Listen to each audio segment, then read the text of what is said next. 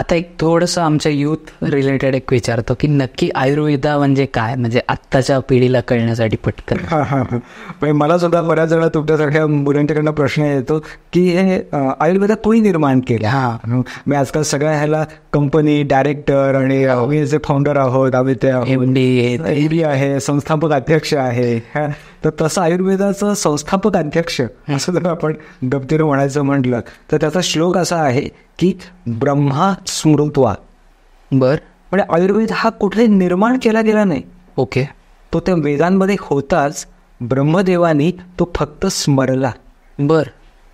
कशाकरता स्मरला तर तो इंद्राला देण्यासाठी म्हणून स्मरला. मग इंद्र ज्या वेळेला तो शिकला सगळा त्यांच्याकडनं आयुर्वेद, त्याला असं म्हणतात की कोणतीही विद्या ही घेतल्यानंतर दिल्याशिवाय पूर्ण होत नाही.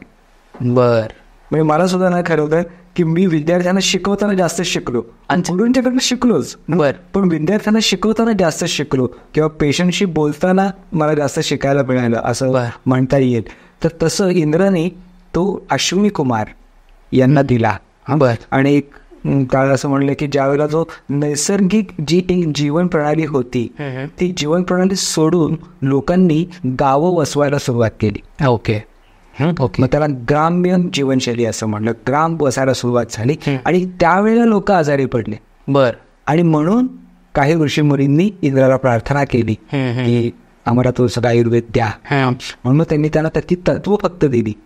आणि ह्या ऋषीमुनींनी, म्हणजे आता आपण एखादं केमिकल फॉर्म्युला बघतो, हे असं आहे, ते तसं आहे, ते तसं आहे, खरं त्यांना कसं त्यावेळेला माहिती होतं की तुरीमध्ये पण प्रोटीन्स आहेत आणि मुगामध्ये पण प्रोटीन्स आहेत, पण मुगानं पित्त कमी होतं आणि तुरीच्या प्रोटीन्सने पित्त वाढतं. करेक्ट.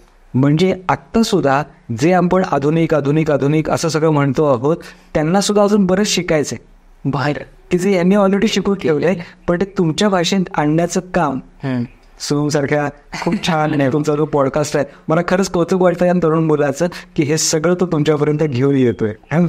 नाही, थँक्यू सो मच सर. तुम्ही आता अश्विन कुमार यांचा उल्लेख केला. तर ते आपण जी मूर्ती बघतो आणि लोक त्यांना कृष्ण समजतात तेच ते का? नाही, ही धन्वंतरी ही देवता आहे.